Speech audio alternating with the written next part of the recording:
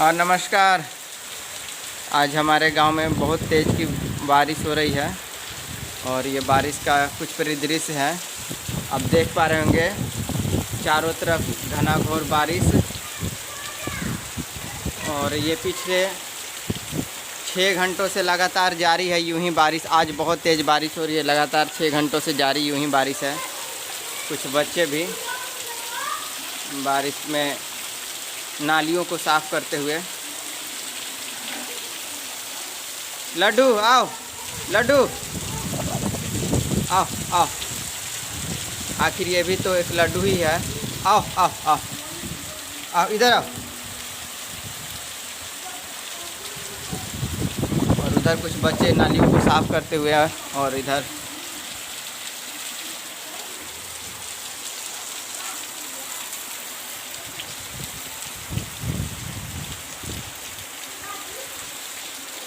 मैं और ज़्यादा आपको नहीं दिखा सकता क्योंकि मेरा ये जो उपकरण है, जो डिवाइस है, वह जल रोधी नहीं है, इसलिए मैं और आपको नज़दीक से नहीं दिखा सकता। और इसके बाद मैं अपने घर के पीछे का परिदृश्य दिखाऊंगा वर्षा ऋतु में। और ये तेज़ बारिश आप देख पा रहे होंगे।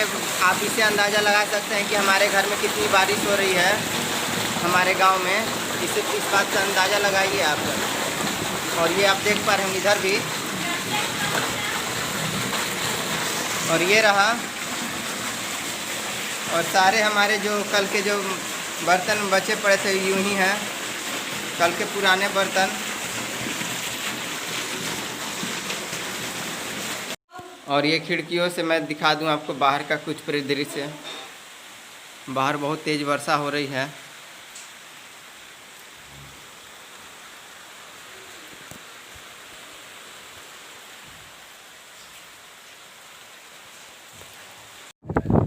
और अभी हम अपने हैं घर के छत के ऊपर अवस्थित। और सामने आप देख पा रहे होंगे ये सूर्य अस्त का बेला है, सूर्य अस्त की ये बेला है।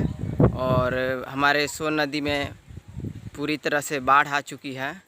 और मैं आपको इसका नज़दीक से भी परिदृश्य दिखाऊंगा क्योंकि बहुत पानी आ चुका है।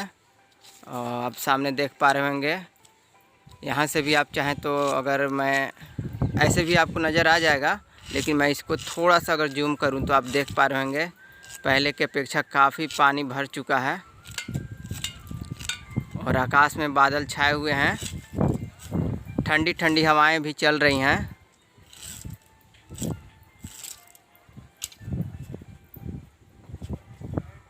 नीम के वृक्ष आपस में हिलोरे ले रहे हैं। हवाओं के साथ साथ नीम के जो वृक्ष हैं आपस में हिलोरे ले रहे हैं, हिलोरे।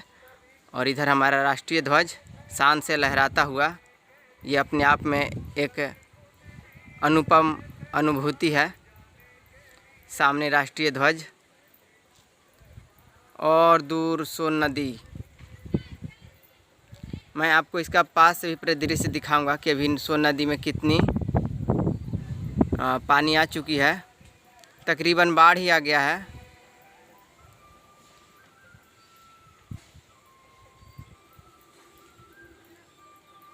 और ये हमारा बागान।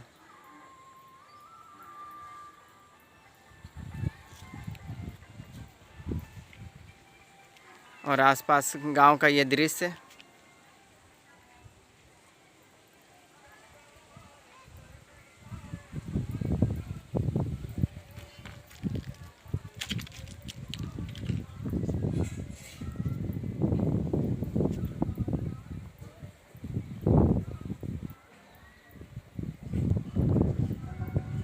और उधर भी खेत है। हमारे गांव के चारों तरफ खेत खलिहान से हरा भरा, ये कुछ प्राकृतिक के बीच हमारा एक सौंदर्य से परिपूर्ण हमारा एक गांव है। तो ये एक बेहद सौंदर्यीकृत हमारा एक गांव है, चारों तरफ हरियाली और प्रकृति के गोद में बसा हुआ। और मैं आपको थोड़ा बहुत भ्रमण करवा दूं।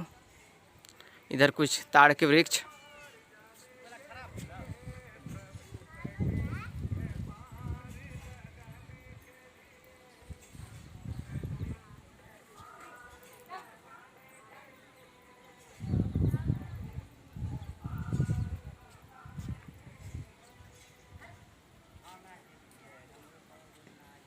बाबू कौची खेल था?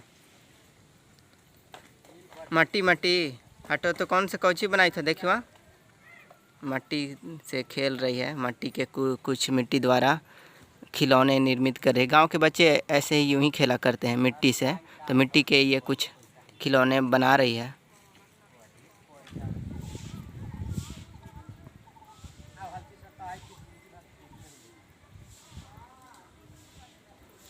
सामने बकरियां और कुछ भैंस गाय।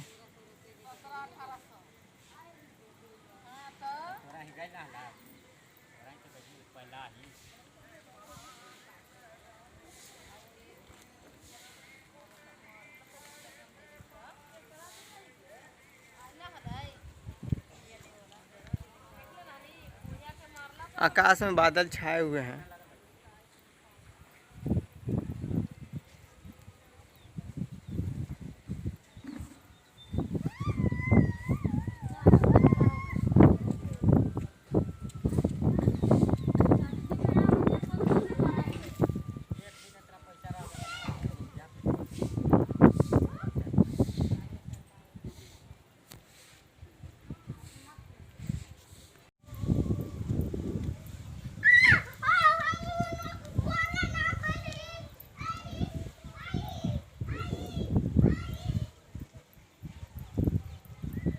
ये नारियल का वृक्ष है।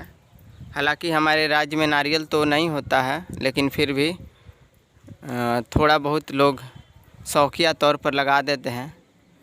नारियल के उपज लायक यहाँ की जो वातावरण है अनुकूल नहीं है, लेकिन फिर भी लोग लगाते हैं तो थोड़ा बहुत फल ही जाता है। तो ये नारियल का वृक्ष है हमारे पड़ोसी, हमारे मित्र का।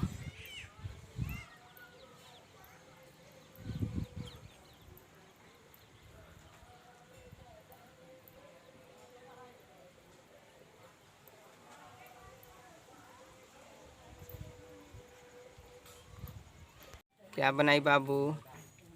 क्या बनाए? मूर्ति। मूर्ति।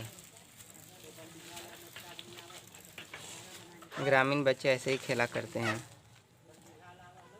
तो हमारी जो बच्ची है कुछ मूर्ति बना रही है। मूर्ति के जो खिलौने होते हैं, गुड्डे गुड़िए का खेल मिट्टी से। ग्रामीण बच्चे अपनी खेल की सामग्री अपने आसपास के मिलने वाले संसाधनों से बना ही लेते हैं। चाहे वो मिट्टी हो या फटे पुराने कपड़े हो, उनसे अपने गुड्डे गुड़िया का निर्माण कर ही लेते हैं।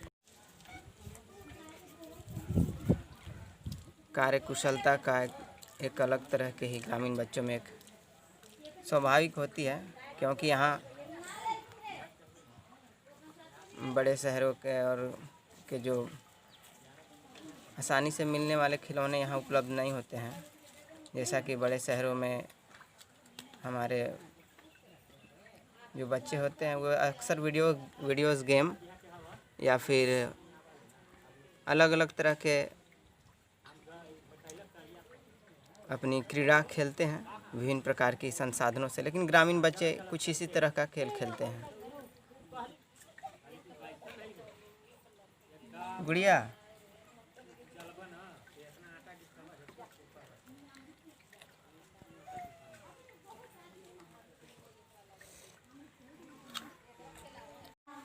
तो अभी रात का समय है और अभी रात के बजे हैं 7 बज के तकरीबन 25 मिनट। घड़ी की सुइयाँ इशारा कर रही हैं और चलते हैं बच्चों के कमरे में।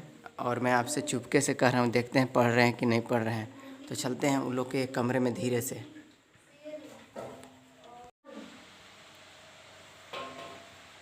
शेर बोला यह बंदा ही चलाता है।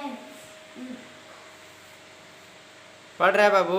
हाँ, इधर देखो, कौची पढ़ रहा है? क्या पढ़ रहा है? लिखना। लिखना।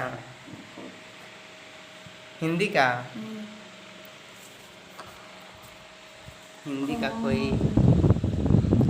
कोई शेर वाला ये कहानी पढ़ रहा है। तुम बाबू? दौलत नहीं देखो इधर देख लो तनी। हाँ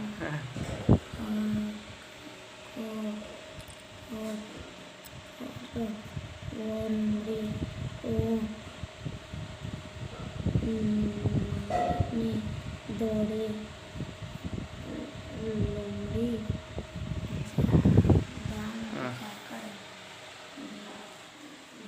तो यही था, देखने आए थे कि बच्चे लोग पढ़ रहे हैं कि बदमाशी शैतानी कर रहे हैं। और ये शाम सुबह पढ़ते हैं प्रातःकालीन 2-2 घंटा। और मायने ये नहीं रखता कि आप दिन भर पढ़ें, जरूर नहीं कि आप 10 घंटा 12 घंटा पढ़ें और बस 2 घंटा सुबह 2 घंटा शाम भी पढ़ें, लेकिन वह पढ़ाई एकदम से गुणवत्तापूर्ण होनी चाहिए। अपने पूरा का पूरा सिलेबस अपने पूरा का पूरा ध्यान अपने सिलेबस पर केंद्रित होना चाहिए, अपने विषय वस्तु पर जो आप पढ़ रहे हो। और ये ज़रूरी भी है अपना ध्यान केंद्रित करते हुए अपने पठन और पाठन सामग्रियों पर ध्यान केंद्रित करके अपनी लगन और ईमानदारी से पढ़ा जाए। तो 2 घंटे भी मायने रखते हैं, तो पढ़ रहे थे, दिक्कत नहीं था।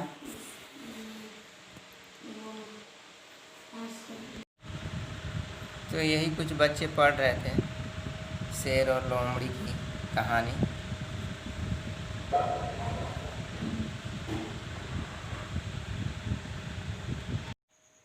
तो घड़ी की सुइयाँ प्रातःकालीन के 5:20 होने को है और ये प्रातः के 5:20 हो चुके हैं। और ये सुबह की बेला है और पौ फूट चुकी है। आप देख पाएंगे, मैं आपको खिड़की से अपने बाहर का परिदृश्य दिखा दूं। चलेंगे नदी के तरफ। सो नदी में शायद पानी बढ़ चुका है, आज रात में ही बहुत पानी बढ़ा हुआ है। और इधर मैं रहा और इधर दरवाज़ा खोलते हैं हम अपना। ये दरवाज़ा मैंने खोला, ये बाहर का है परिदृश्य और इधर मैं रहा। चलेंगे सोन नदी तरफ, आपको लिए चलते हैं। और पानी भर चुका है, सोन नदी में बाढ़ आ चुकी है। चलते हैं जल तक। तो सोन नदी के तट पर अभी अवस्थित हैं और आज तो पूरी तरह से जलमग्न। और आपको नज़दीक से ले चल के दिखाते हैं, लिए चलते हैं एकदम से तट पर, सामने से कुछ बेहतर परिदृश्य आप लोग को मिले।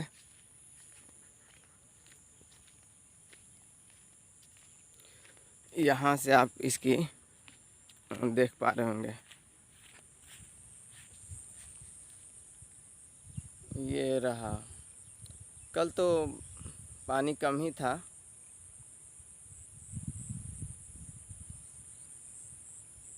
और आज पूरी तरह से जलमग्न, जल थल। और काफ़ी इसका मुख्यतः विशेष कारण है, काफ़ी वर्षा हो रही है, काफ़ी वर्षा हो रही है पूरे हमारे भारतवर्ष में। तो उसका प्रमुख कारण यह भी है कि हमारी सभी नदियों का जल स्तर बढ़ा हुआ है। तो हमारी सोन नदी का भी जल स्तर बढ़ चुका है, आप देख पा रहे होंगे दूर दूर तक जलमग्न। और सामने से कुछ लोग रिवर व्यू पॉइंट का आनंद लेते हुए